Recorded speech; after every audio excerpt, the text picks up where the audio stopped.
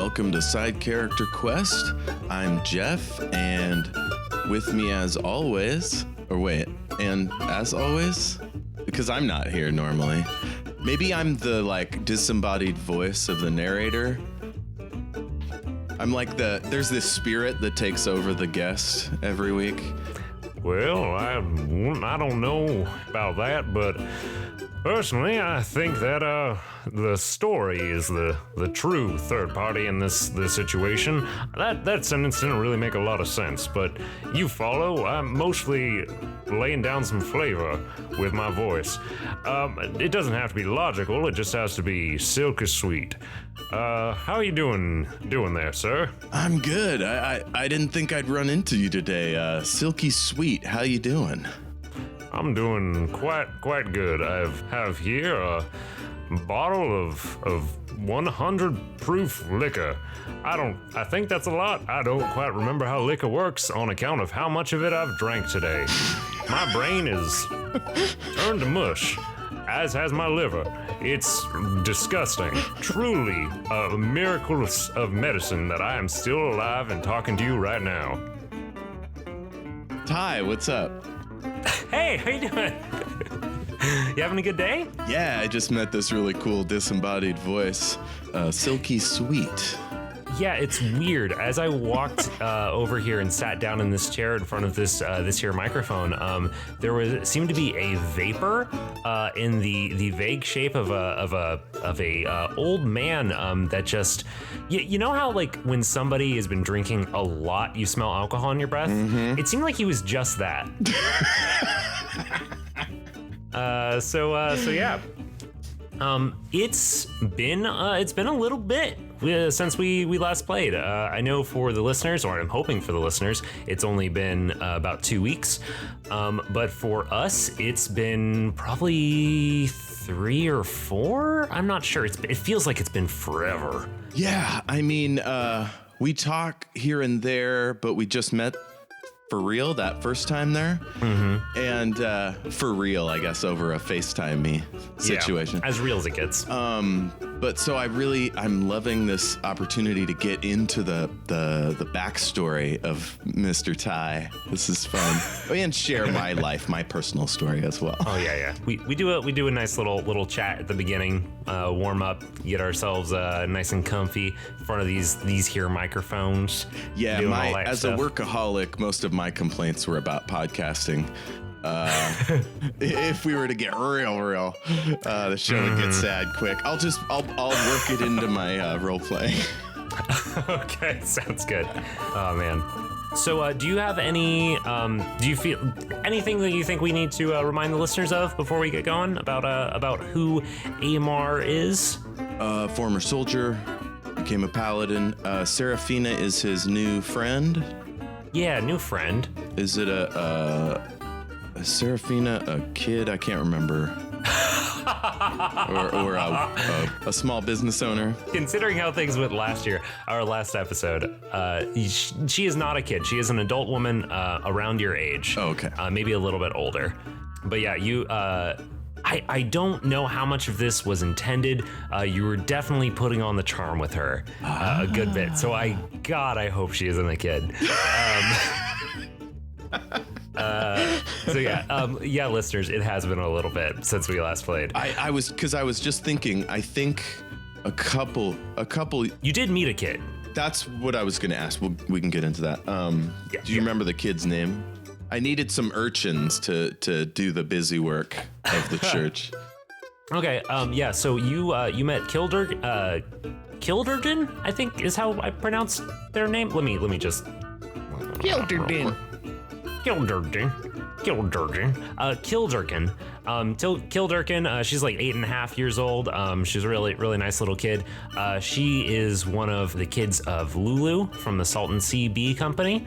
Who has a bunch of little chullins around. But yeah, so you do have some urchins hanging out, but urchins in more of a functional sense, less of a literal street urchin sense. Yeah, they hug onto rocks and they collect plankton or whatever the fuck those things eat. Exactly. All right, let's hop into the show. Why don't we? Hell yeah. Hell yeah. Hell yaller.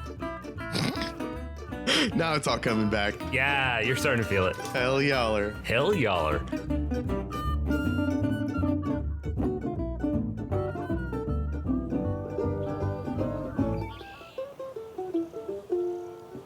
So it's been a short walk back to town, back to the main street of St. Simone's Island. It's been interrupted only by a brief run-in with some weird long-necked black and white birds you've never seen before. But other than that, it was pretty quiet. Just those little honkin' honks going on. But now you are back, and Serafina is getting ready to head back to her home. And so you have to decide what else you're going to do with your evening. Stores are starting to close up shop. You see a couple of them putting out the lanterns in front of their doors that had lit as it got a little bit darker. But if you hurry, you have time to stop by one other place probably before heading back to Salty Sims for the night. I was thinking, because I love horses, that I might every day visit like a stable or the saddle maker or whatever, just to see horses, or especially if there's any new ones in town. I want to, get to know them and stuff. All right. Yeah. So you go. Oh, and I definitely offer to Serafina if she would like an escort home. Okay, cool. So you walk her part of the way back to her place, just sort of going the same direction as the post office, which is also serves as the main stables for horses that are more service animals, less of the less owned by a specific person and more of running the transport between towns. Like how you have lines of horses so you can get quick. Mm-hmm. It's like the Pony Express, but like on the island. Exactly, Pony Express. Which you were familiar with those sorts of folks because you used to do that back when you lived at the Three Brothers just a few months ago. Yeah. So you go over there and you see that there's 2 or 3 horses tied up.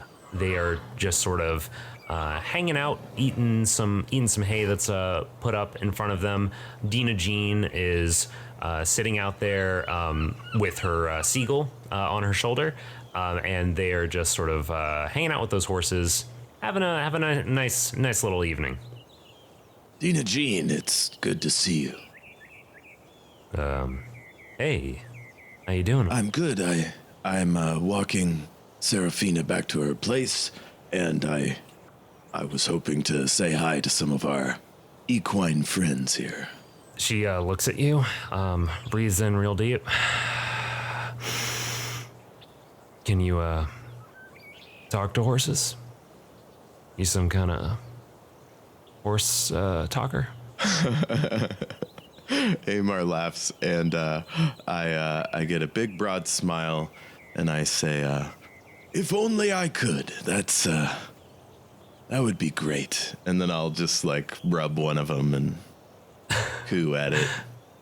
The horse very, very graciously accepts your pets, and Dina sort of looks at you, looks over at Serafina, looks at the seagull looks at you, looks at Serafina, and they just say,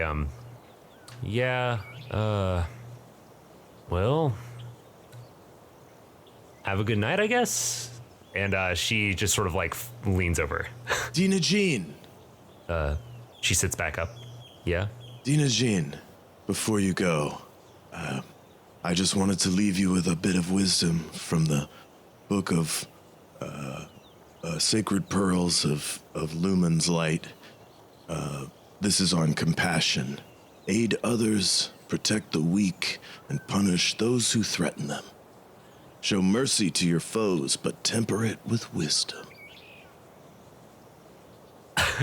She doesn't seem to grasp what you're saying, but the seagull on her shoulder nods, yeah, I got you. And with that, Serafina starts heading off. Says, I'll see you later, Dina. See you tomorrow. Yeah, see you tomorrow. I give her a salute. Nice. So you guys continue on, go by Serafina's house, and she, says bye to you. Gives you a quick hug. Just like just a handshake hug, which is like pretty common around these parts. They're pretty friendly folk. But and then wishes you on your way. Do you do anything in particular as you're heading out? I hug her warmly and comfortably, if a little awkwardly, and then as we pull back, I'm available if more were to happen, or whatever, and then I awkwardly step back a few steps and then bow. Yeah, you get a vibe that maybe someday, but not tonight. Maybe on a show with a slightly higher rating, but. But anyway, so yeah, you make your way back into town, and you are coming back, and as you're looking around, it appears that the last of the shops have pretty much shut their doors. You still see a couple of kids walking around on the street, making hand gestures at each other. I make sure to point at them and smile and give them the head nod of approval. They do the same back to you, like, hey, yeah. How you doing? Hey, cool, yeah. And they give you finger guns. That's actually an officially recognized ritual of Lumen. It's the head nod of approval. Very good. And some folks, you see them going out of the tavern, and you see as you round the last one, a couple of buildings, you see Salty Sim sitting in front of their porch, just sort of taking the open sign off of the front window. Nice. I give a head nod of approval, and then I say, Sim, I trust your day has gone well. Well, you know how it goes for me. It's, as usual, a bunch of stupid people, tourists from Cirque and Rena, coming down here asking for dumb trinkets and toys and treasures. But, sorry. How has your day been? How has Lewin's lights shined a path for you? What's going on? I have been welcomed with open arms by the people of this town, and it's just so wonderful. I appreciate being included in the social life of this wonderful island. Well, I mean, he looks a little like your optimism is starting to rub off on them a little bit. And they smile a little bit and say, yes, I suppose this is, I mean, there are worse places, but whatever. Do you want to grab a drink or anything before we turn in for the night? I've just so you know, you guys have turn in for the night, separate rooms. Mm-hmm. Yeah, we hang. We're kicking it. You hang. Would you like to grab a drink or something from the Sultan Sea B Company or anything? Well, I suppose they're closing by now, probably. But I have some mead. If you'd like to crack one open. Friend, I shall accompany you anywhere. Excellent. And yeah, so you guys, they grab a bottle of mead. It's corked up, and you guys head down to the docks, and just kind of like a nice chill night, watching the sun slowly go down. You can almost swear that you can see the wall on the opposite side of the ocean, but it's probably too far that you probably can't, not the ocean, the sea. But you guys have just a nice little evening. At one point, as the night's going on, you see some these big. I guess they're kind of like ducks because they're in the water, but I don't know what they are exactly. They're just kind of crowding around you and just start making honking noises and pecking at you and stuff. And with that, you guys are finally just all right, we gotta probably got to head out. Or Salty Sim's like, I think we should probably call it a night. These things are not going to leave us alone anytime soon. So I think it's important to point out that Aymar always goes into a drinking session thinking of it as just another part of work, an opportunity to share compassion and wisdom and stuff, and make someone's day better. But like 4 or 5 meads in, he starts to like coarsen up, and then like 6 or 7, he's starting to like say stuff he never would in front of people, like about, like Salty Sim level negativity. That's where he goes. He's not a violent drunk, but he can be a snipey, catty, petty. So as you guys are getting off the dock, running, maybe you take a kick at one of these. I'll just go out and say it. One of these geese. Okay, I would never kick an animal. I would like lightly nudge it if necessary. Yeah. Give it a light nudge. You give Salty Sim a look when he kicks one.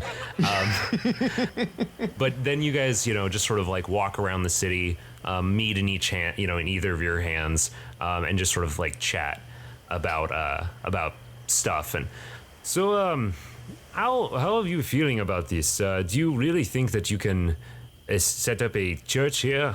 I feel like there hasn't been any sort of new development on this island. Anything charitable, anything not for profits in quite a while. I don't see how you're going to get our permission. Salty, I think it's important to consider that in every moment there is a seed of possibility. And my hope is, and by the light of Lumen, this will happen. Someone or something will come to put a little rain on it. And someone else will come and put a little sun on it. And before you know it, you've got a blossoming tree of light and beauty and stuff. I write these things down, but then I drink a little. I can't remember. That's the basic idea. Yes. I'll point out that Salty has been keeping up with you this whole time, but they are a goblin. They are very little, so they are wobbling a bit more than you are. Roll me a Constitution check. See how drunk you be. I'm gonna roll one for them too. Oh, drunk you be. I got a 7. They got a critical 20. Oh no, I got a 4. Ooh, hey now. Yeah, they're actually never mind. Salty is very good. You said you got a 4? Yeah, I'm like starting to. I would never do this normally, but I'm starting to like lean on Salty if I start to wobble over. I'm like, or like doing that really uncomfortable like over hugging that bros do when they're drunk. Mm-hmm, totally. I don't know if I'm to that point yet, but like that's what Salty has to look forward to. Yeah, you definitely are in the point of like you're not stopping yourself from drinking more, I assume. Mm-mm. Yeah. I've started singing drinking songs at this point. So as you guys are walking down the street a little ways. Give me a perception check. You're gonna have disadvantage. Well, that is a big old 5. Ooh boy. So you guys are walking down the street. You've started like singing shanties and drinking songs and stuff as you're leaning on Salty, and Salty is started to jump in with you, but you in your stupor you don't really notice until Salty like grabs your arm, stops you, and directs your attention. Emma, my friend. Does that look like it's supposed to be like that? There is a building that you've seen a number of times on your walks. It's has a large stone facade. Okay, this is important. Large stone facade. Is it on the right or the left? It's on the left, and Salty's on the left of you, so they are a little bit closer. Oh, Salty's on the left of me. Okay, cool. And which way do cars run? There are no... Like, are we on the right side of the road or the left side? Oh, you guys are on the left side of the road. This street is like thin enough that it's kind of a one wagon kind of street. Okay, cool. Because I would definitely be the one in the mud or whatever. Gotcha. And I'm taller, so I can help Salty over gross stuff or whatever. Totally. Yeah. So you see, Salty directs your attention, points out the large stone facade of the local museum.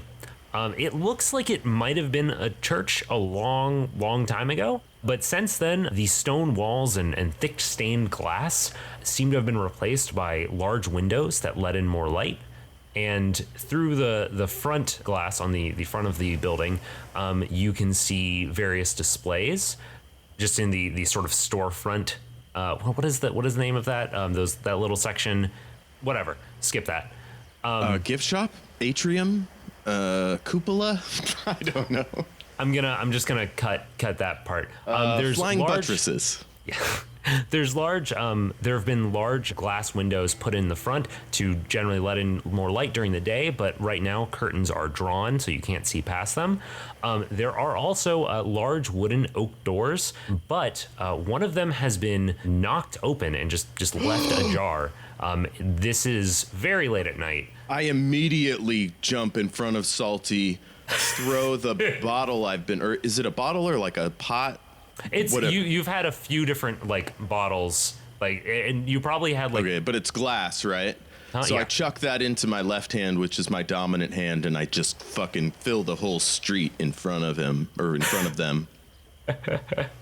Yes, hey man, calm down. They probably just left the door open. We can just go Salty, close it for them. quiet. Yes. Okay.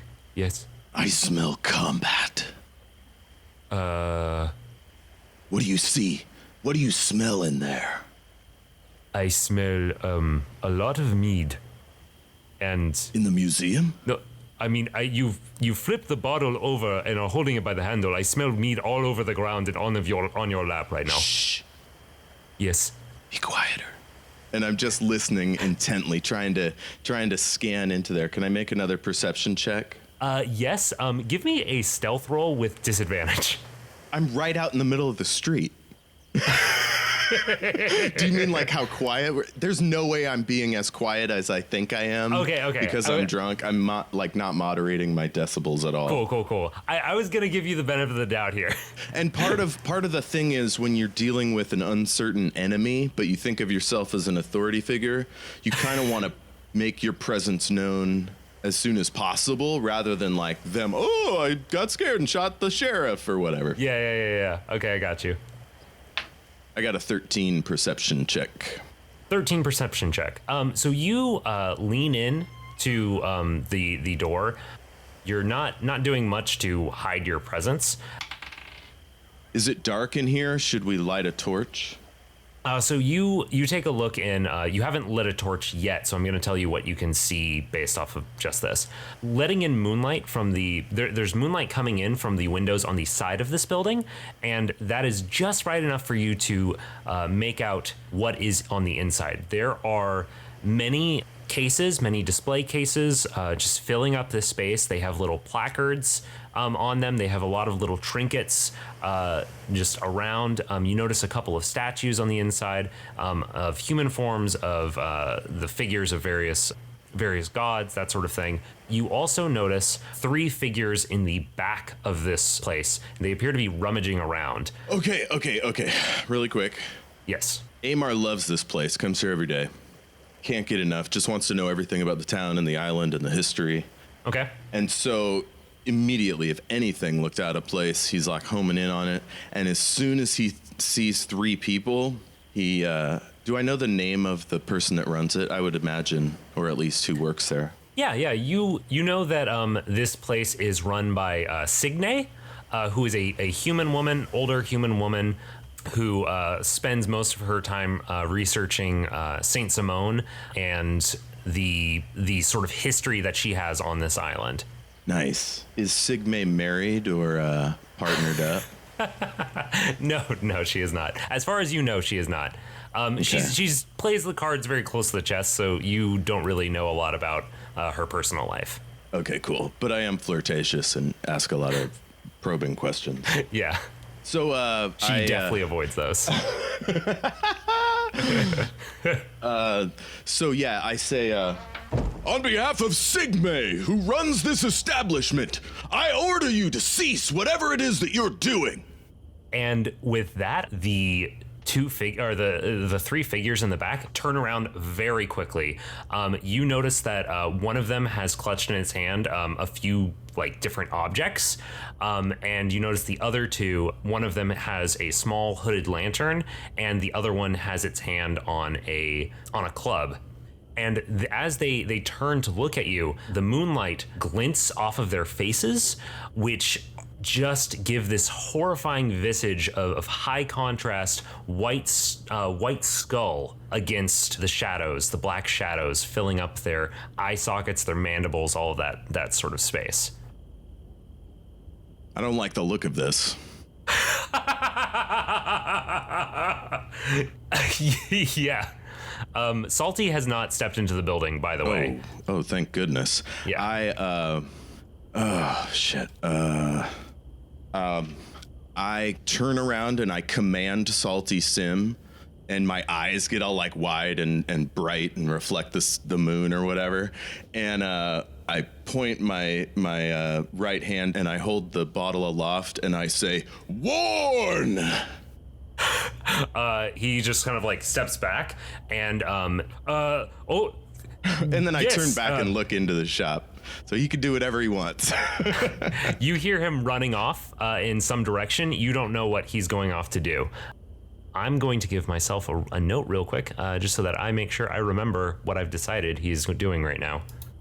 Okay, so you turn, and I would like you to roll me initiative. Hell yeah. Unless you were going to try to talk to these guys. I'm definitely going to try to talk to him, but I guess just in case they attack me. Cool. Is 3 bad? Is that a bad? Yeah, it's not great, man. So these three figures, they turn towards you. The one where holding the hooded lantern quickly stows it on a attachment on their belt, maybe like snuffs it out, and pulls out a short sword. And it is. You can tell if you were to bother taking a look, you can tell the short sword is fairly rusted, not in great condition, and they appear to say something to you.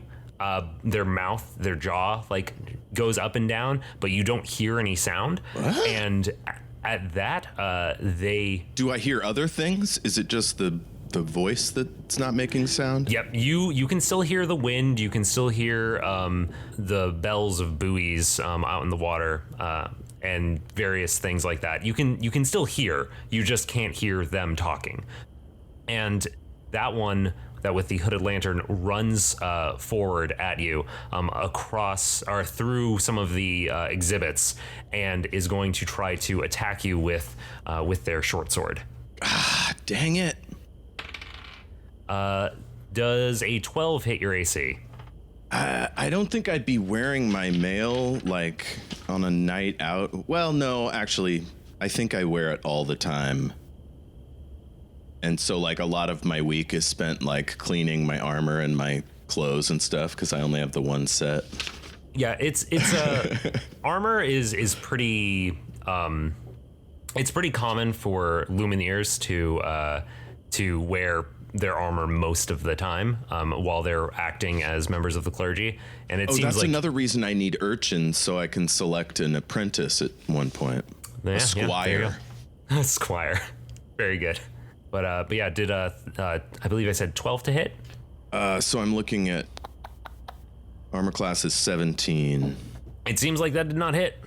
They come down to try to hit you, and you pretty deftly knock or like dodge out of the way. And at that moment, the other one, the one that had been carrying the club, they run towards you as well. And they're going to try to swing at you. And yeah, that also does not hit. And then finally, the third one, the one that is carrying some objects, they very quickly open up a bag that's on their back and they start tossing stuff in. And now it's your turn. Goodness. So this is weird, but I want to try to do this non-lethally. Okay.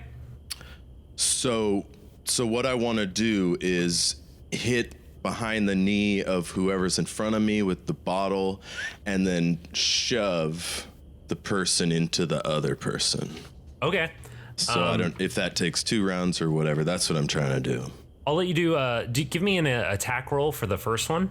I guess improvised weapon. I'm not sure exactly what that would be. It's one of that unarmed actions. Nice. Improvised. So I got a 18. Oh yeah, totally. You smash against this one's knee, and the knee sort of caves in a little bit as you do that, and they stumble pretty bad. I'm gonna have them do a quick Constitution saving throw, I guess, to see if they stumble.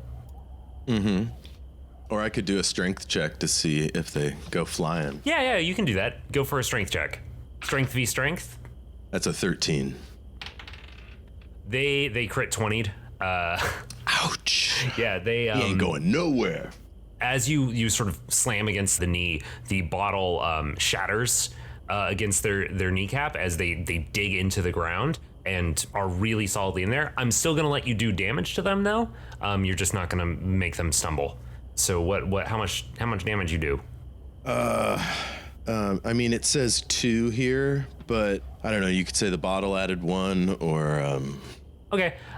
So it appears to do a little bit more or damage make than it that. D4. You know, that kind of thing. Oh, 1d4. Do you wanna roll a 1d4? That's a 4, baby. Yeah. So while they are solidly standing, you could like see some cracks in the bones of their leg. They look. Can I channel divinity? Yeah, you can channel divinity. Okay, so if you hit someone, and you're a 3rd level paladin, or maybe a 2nd level, Whatever you are. whatever. I'm 3rd level paladin, so divine smite. I can add 1d8 for it if I use my 2nd level spell slot. Oh shit. Okay. 1d8 radiant. So that'd be 3d8. So I'm just gonna add 3d8. Jeez. Okay. 16. Yeah, dog. 16 on top, and that was radiant damage. Yeah, and this is all, I guess radiant couldn't be non-lethal unless you say it could. Like, that could be a cool thing we get as Lumineers. No, unfortunately. Well, so with the radiant damage, that's going to give these things. You are trying to do a non-lethal damage against this guy, against this skeletal figure, but your impact just. It shines bright with the power of Lumen. Your holy symbol, you feel it glow, you feel it surge with energy through you, acting as a divine sword, a divine torch in the night. And you do way more damage than you expect. And this thing's like whole, like, lower body, while they stand firm, they don't fall backwards at first, just fills with cracks and then shatters pretty much everywhere below their hips, like hips and below. Just What? blows that up and they fall to the ground. The figure behind them. So wait, I immediately think that all 3 of these are just constructs, right? Okay. And not like actual people. And that there's no way that could have worked against a person. This is my rationalizations. Oh yeah, because you've only seen the skull, which could have been like a mask or something. Yeah, so my whole deal now is like, this is a righteous duel for Lumen, and I'm gonna kill all 3 of these things. Gotcha.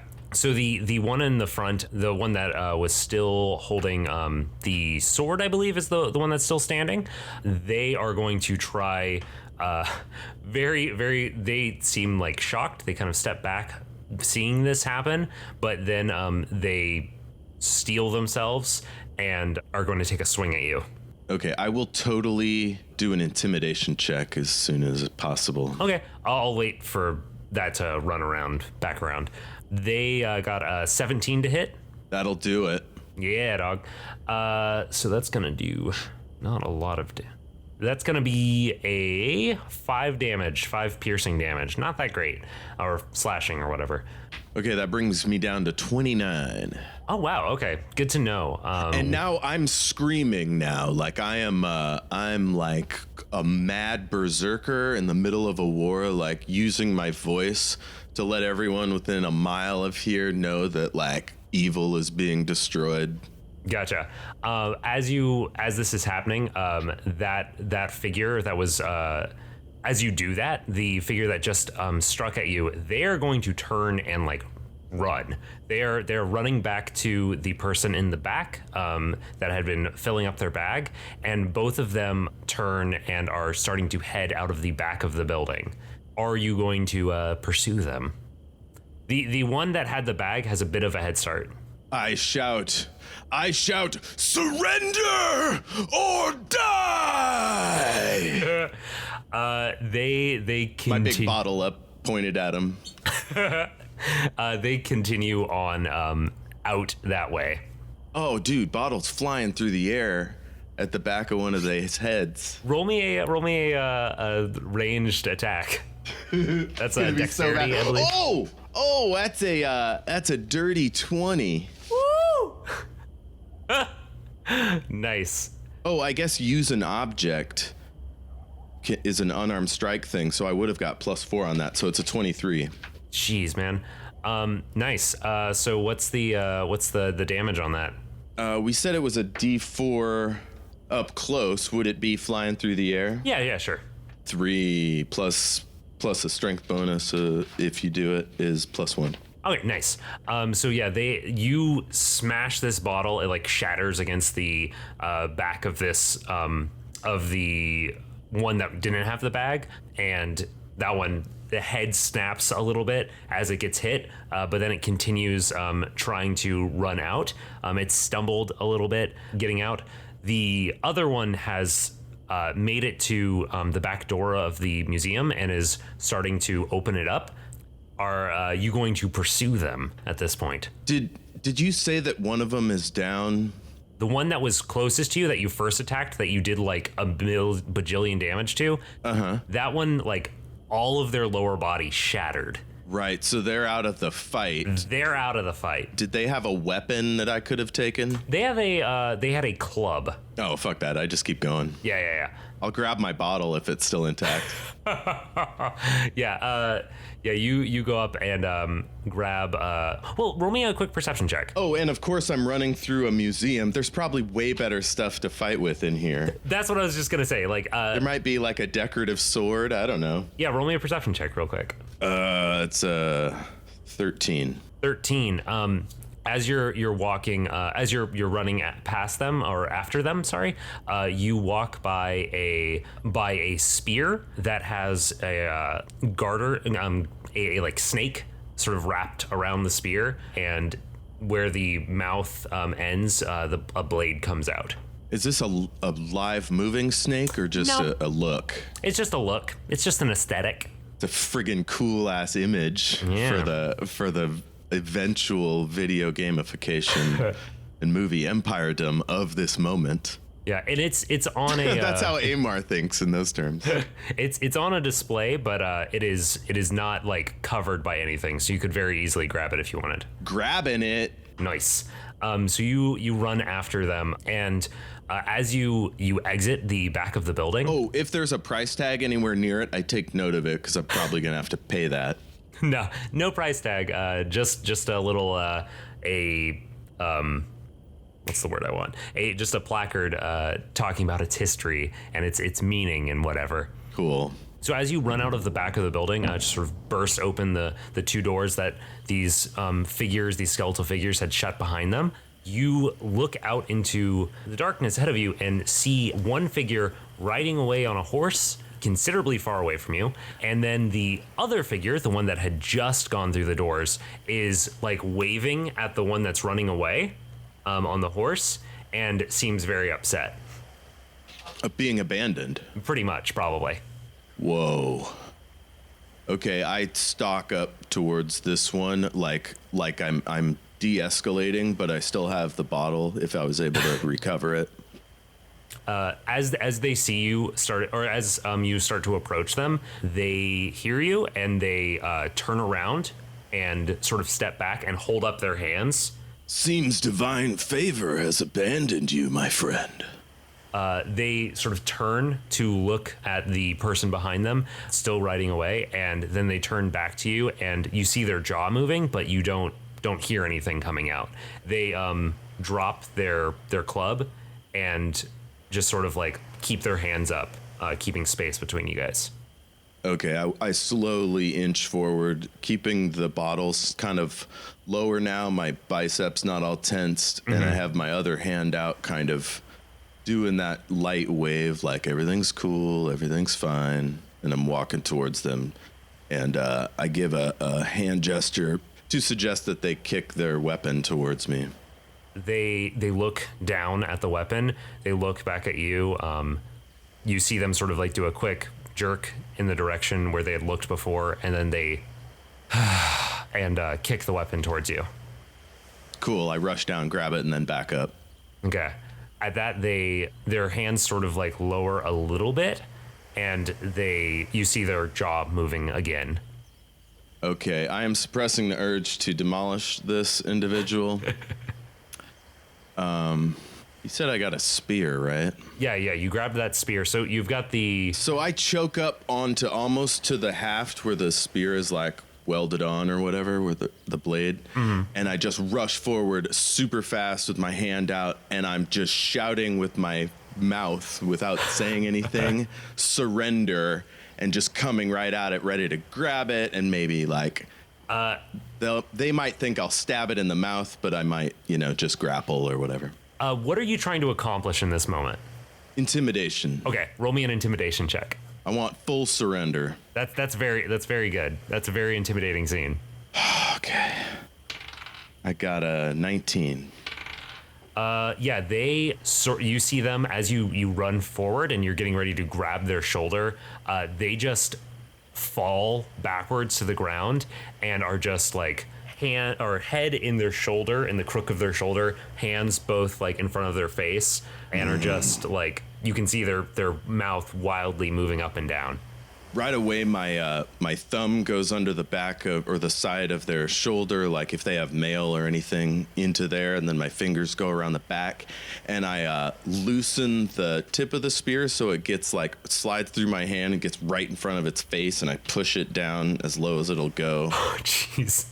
It's full, like, just domination or whatever, and then I mouth surrender again. They nod, like, furiously. Okay, I step back, and I pull out my amulet, and I let it shine, and I just let it think about the implications of what would happen if, like, a paladin turned undead on him. As you pull out the amulet, roll me a religion check real quick. 7. As you pull out the amulet, you feel this like brief flash in your mind, as if you see this person laying on the ground, and for just a brief moment, you see not the skeleton. You see a human form laying on the ground, but it's just the briefest of moments. When you say briefest of moments, like you're not even sure it really happened. So they were there and then gone? Like you saw, imagine that you see a skeleton with their hands up in front of their face, and then imagine in the next moment, in like a 10th of a second, you see a human being in that exact same position, and then you see it back to the skeleton.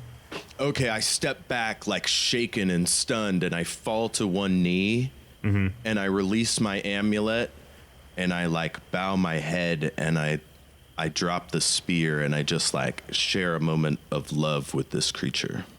They are still laying back, still with their hands up, but as they start to, they look towards the bottle next to you, and you kind of get the impression that they think you're just like super drunk, and they sort of like shift forward and are still holding their hands up and are just like waving you down. I tilt up the bottle and like kind of show that it's empty and kind of do one of those shrug moves, and then I set it back up right. And I kind of hunker down and just let it see that I've also surrendered to this moment before Lumen, so Yeah. I'm just kind of totally de-escalating now, hoping they'll just chill for a bit. As you're doing that, they look at the. They look like they don't really know what to do in this moment. They look like they are, like maybe they want to get up and run. Like they just saw you like just utterly destroy someone, but at the same time, they don't feel like they can really get away safely, and from their perspective, like they have been saying things to you and you have not been hearing it. So they're not really sure what to do in this moment. What do you do? I guess I ask Lumen like silently in my head, or no, I'll even say it out loud. I'll say, Lumen, if you will allow your divine favor to join this being and myself for a moment, I would like to be an ambassador on your behalf. and I bow my head and like await some kind of insight. You get a impression in your mind to take your holy symbol in your hand and let the other figure clasp it. Oh, okay. I'll do it real slowly, like, you know, full consent. They step forward and they're sort of like nervous. They're not really sure what you're doing. But then they lightly set their hand on yours. And I want you to roll me a religion check again. This could go very good, very bad, or somewhere in between. So in this moment, you want to be able to communicate with this person. That's what you're trying to achieve, correct? Right. Okay. So, and can I get advantage if I take a long time to do it? To center yourself? I'll say that you can take a moment to center yourself and really like try to focus it. Describe to me how you were trying to center yourself to prepare for this.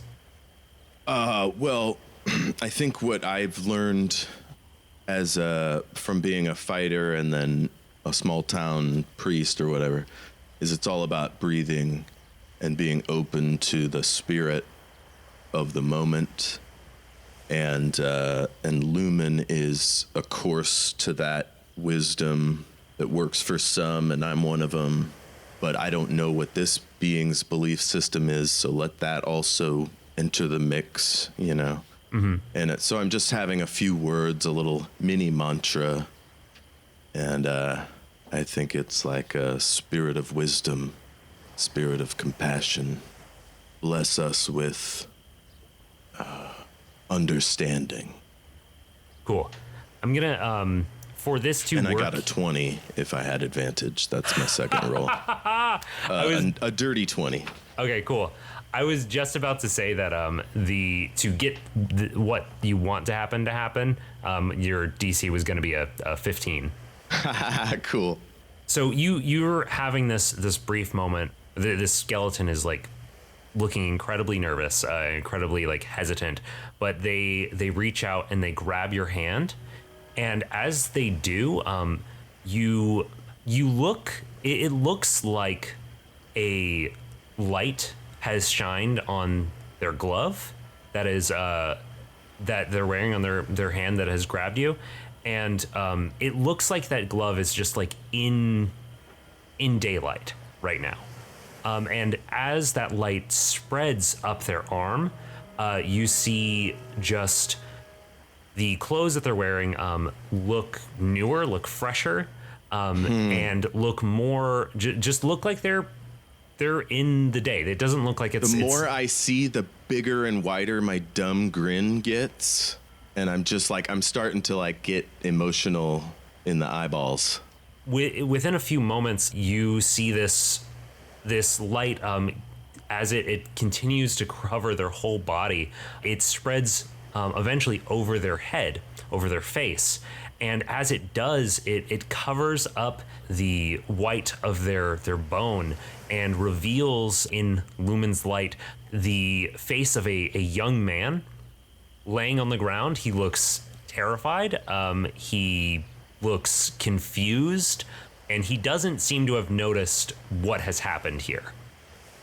Okay, I'm just smiling and I'm like feeling emotional, and I like hold my hands out to him, palm up, and I give him the little nod that you might give to a dog that you don't know, or like a horse, and I just give him the sense that like to him I might even seem like an angel, you know, like I'm representing humanity, and so I want to do my best.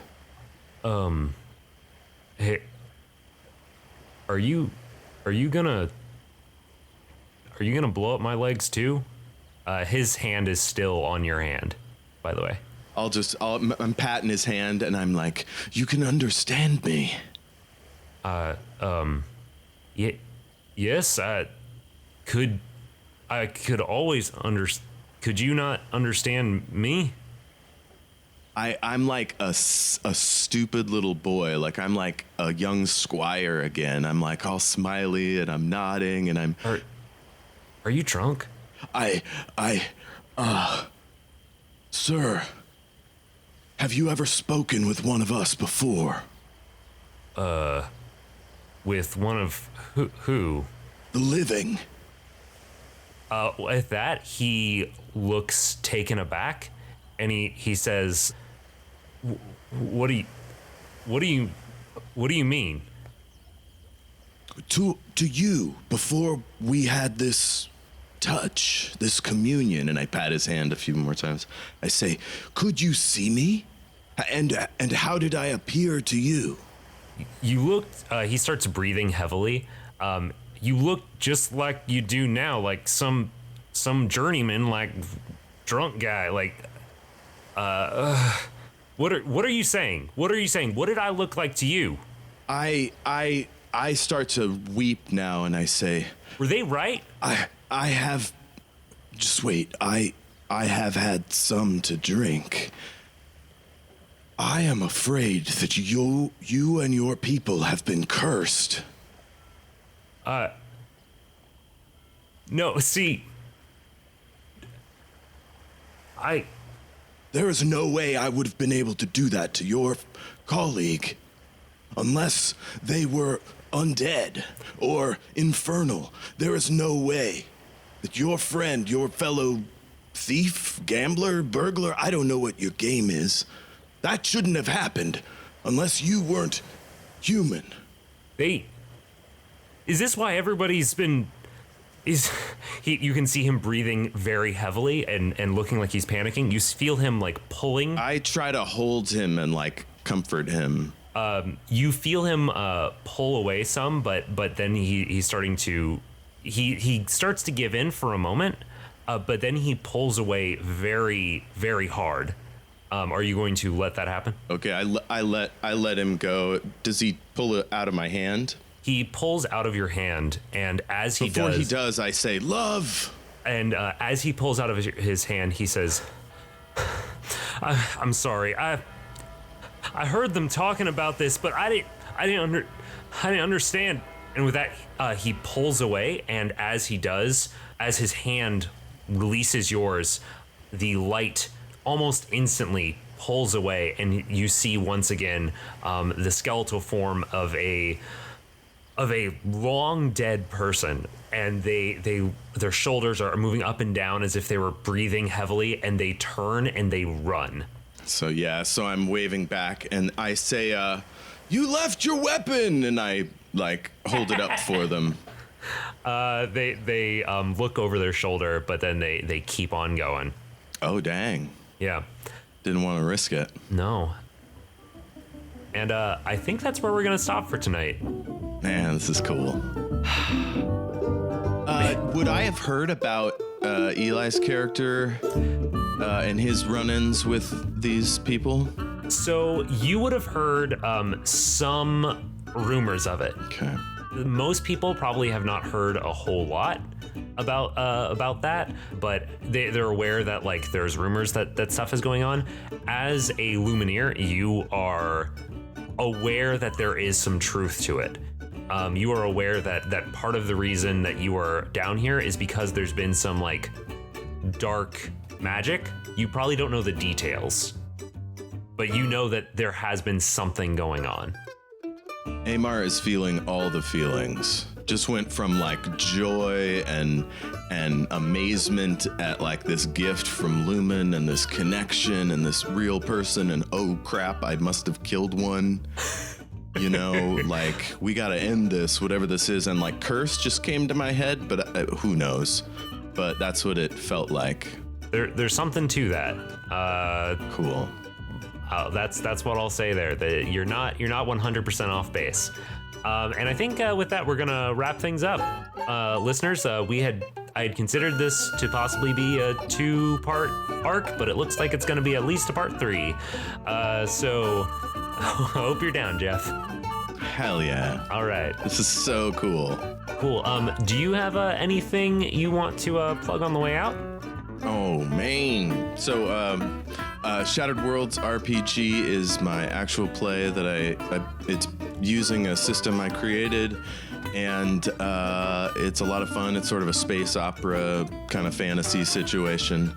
That's on all your podcatchers. Then there's a relatively new one that I'm doing with a bunch of other great podcasters. It's called The War for the Tower, and it's a Stephen King adjacent podcast, actual play podcast is how I describe it. It's the Dark Tower series is bazonkers. That's not a word. And it's got like all kinds of stuff coming at you. It is so much fun. It's a lot more work because I have a bunch more tracks than normal, but it's so good. Anywho, and then there's my original show, Everything is Awesome, and we're going through a little change. Right now I'm just reading the first novel in the Shattered World series, like chapter by chapter. I just decided to do that today. What the hell?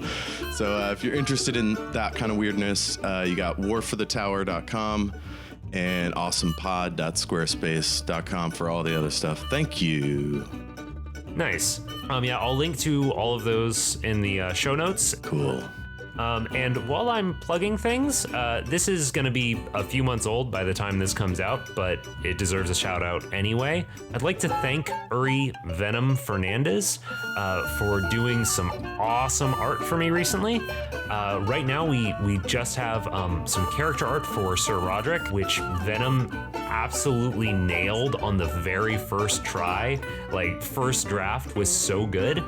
And I'm hoping to work with them to make art for a few of the other major player characters. And I'm gonna link to Venom and to the character art in the show notes.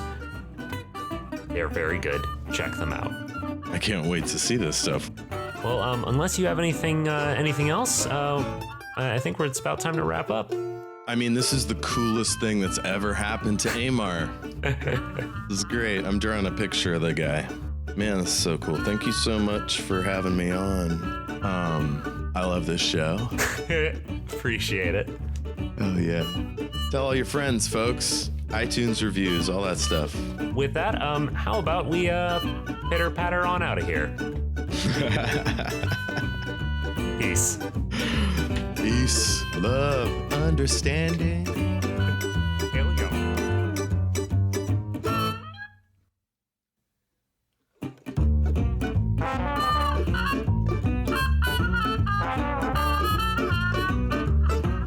Thanks to the Joy Drops for the use of Not Drunk as our intro and outro music. Find them at thejoydrops.com. You can find us at sidecharacterquest.com, at SCQ Podcast on Twitter, or by email at sidecharacterquest@gmail.com. The Scavengers Network. Creator driven, Community focused. treasured content.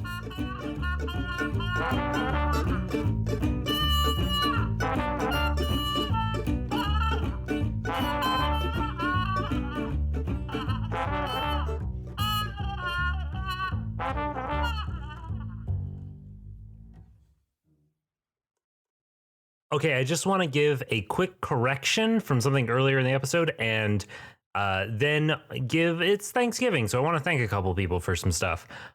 First of all, I mentioned the artist Venom earlier. It turns out that they have since changed their Twitter handle to @Gabu, so @GOBB_U. Gob like goblin, and you like their first name. So I'll still link to them in the show notes. Next, I just want to thank a couple of people, Ben and Aaron. Both of them have recently given a tip to the show, and I really, really appreciate that. And it's going straight back into hosting costs. Also, Aaron is the same Aaron that has done fan art for the show before, and she recently did an Aymar, which I really enjoyed, but she's also done Alton and Lore and Core, all these folks. It's always really fun to see. Finally, I just want to say a thank you to the Scavengers Network, and Colin and Mason and Morgan and Alex and all those people. There's a lot of people. Okay, there's a lot of people. I'm not going to go through all of them, but you know who you are. Thanks, folks. And that's all. All right, I'm done. Bye. Hey, little mama, let me whisper in your ear and tell you about the comedy podcast Unnatural 20s. Do we really want to limit ourselves to just saying we're only a comedy podcast? You're right. We have a lot to offer, like intellectual conversations. Well, did you guys know Australia once lost a war entirely to emus? Do you think emus frown upside down because they're in Australia? Like they're below the equator? Yeah, duh. Health and fitness. Pasta is great, but you usually have a lot of extras. But have no fear. Thigh warmed pasta is here. Plop the bag of leftover pasta on your thighs and eat those puppies like popcorn. We have microwaves. I have thighs. You know what? Actually, we can never decide what we're going to talk about, and that's why we leave the fate of each episode up to the rolls of a d20. So download Unnatural 20s on your favorite podcast app and roll with us every Monday.